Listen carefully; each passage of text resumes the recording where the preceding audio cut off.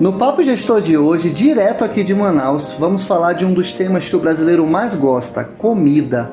Isso mesmo, e para isso nós trouxemos a Mônica, idealizadora e fundadora do perfil Receita Dela, que hoje conta com quase 50 mil seguidores e com mais de 500 receitas, para lá de especiais e suculentas.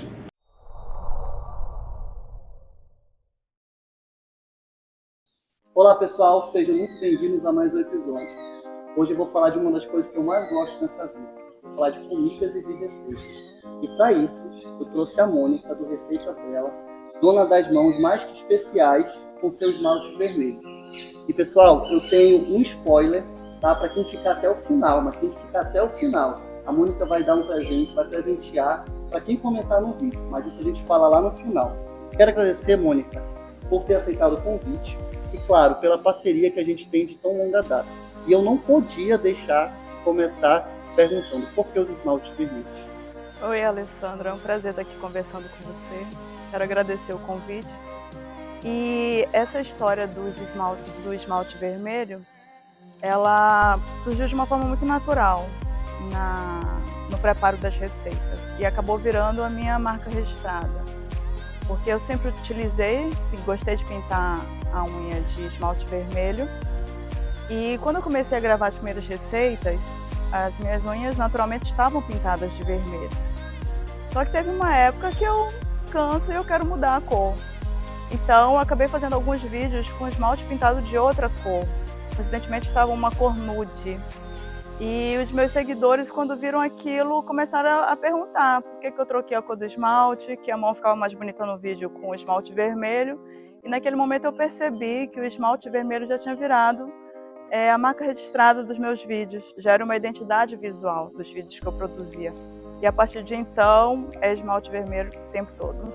Então pronto, tiramos essa dúvida para todo mundo que acompanha a Receita Dela. Que inclusive conta com quase 50 mil seguidores.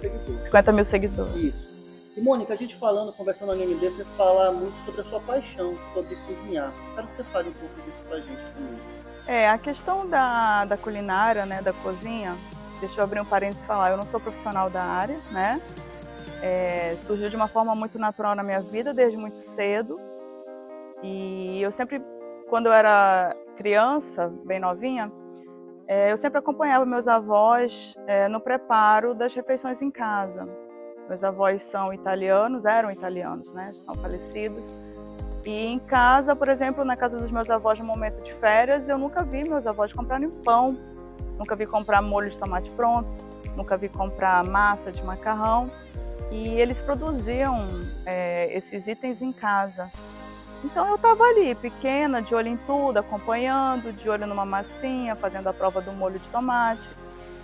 Minha avó me falava como era a maneira correta de se fazer, o ponto ideal, que tinha que descascar, tirar as sementes. E aquilo ali foi ficando na minha memória. Eu cresci, claro, né, sabendo cozinhar, mas ainda não tinha despertado aquele interesse, aquela vocação. E foi justamente no momento da pandemia que eu me vi resgatando esses sentimentos, essa paixão culinária, resgatei toda aquela história que eu vivia na minha infância, reproduzindo as receitas para os meus filhos dentro de casa. E aí começou, foi assim que começou. Legal. Falar de avó, né? A minha avó também, né? Quando ela ligava para mim, pedindo para eu ir comer o feijãozinho da vovó, a gente teve até essa conversa sobre isso, assim, e como comida, né? Não lembra, assim, tão pessoas às vezes que a gente já perdeu, né? E elas se tornam tão presentes. A comida é aconchego, é lembrança, é um carinho, é uma forma de demonstrar amor, é isso que eu penso. Exatamente. E assim, isso aqui já faz o gancho para a minha próxima pergunta.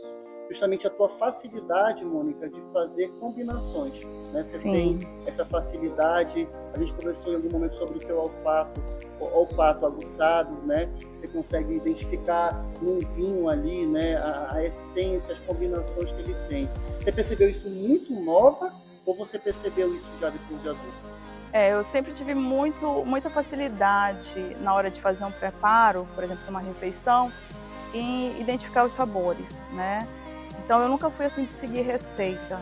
Eu crio a minha versão daquilo que eu estou comendo de acordo com aquilo que eu percebi naquele prato. Então eu sempre tive muita facilidade de reproduzir uma comida, por exemplo, que eu comi num restaurante numa época de férias, e cheguei em casa com vontade de comer, e como não tinha o restaurante aqui, que era restaurante de outra cidade, outro estado, e baseado naquela memória daqueles ingredientes que ficou no meu subconsciente, eu comprava e conseguia reproduzir aquela receita em casa.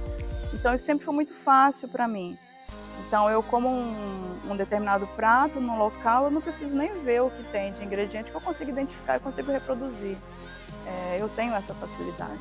Eu acho isso maravilhoso, assim, toda, sem exceção, né, Mônica, as receitas, a receita dela são autorais. São autorais. Todas são combinações que você criou. E aqui eu quero já justamente falar sobre a receita dela. Como nasceu, como surgiu a receita dela? Fala pra gente. Então, surgiu de uma forma muito natural. Eu sempre cozinhei em casa para minha família, para amigos próximos. E toda vez que eu fazia e convidava alguém para comer em casa, perguntava: nossa, que gostoso, como é que você fez isso? E eu, assim, muito satisfeita, porque toda cozinheira gosta de saber que apreciaram aquele prato que a gente preparou. Eu sempre presenteava: olha, tá aqui, você gostou? Leva um pouquinho para você, eu fiz esse bolo para você. Então, foi assim que começou. As pessoas começaram a elogiar os pratos que eu preparava e começaram a pedir, que elas queriam reproduzir em casa, né? Olha, faz um Instagram, posta tuas receitas, e a gente quer saber como é que faz, mostra como é que você faz, mostra como é o preparo, porque você me passou a receita, mas eu não consigo fazer, então se tiver o vídeo mostrando como é que vai ficar bem mais fácil. Então, incentivada pela minha família e pelos meus amigos, resolvi criar o Receita Ponto Dela. E ele tomou uma proporção gigante. Lembrando que é um Instagram pequeno que eu falo é novo, tem menos de 2 anos, e com 3 meses de Instagram eu já tive uma receita que viralizou com mais de 1 milhão de visualizações. E assim foi. Que legal, né? Foi de forma natural. Inclusive na NMD também, você já levou receita? Sim, também, já fiz e levei para vocês. Para a Cristiane e para a nossa equipe.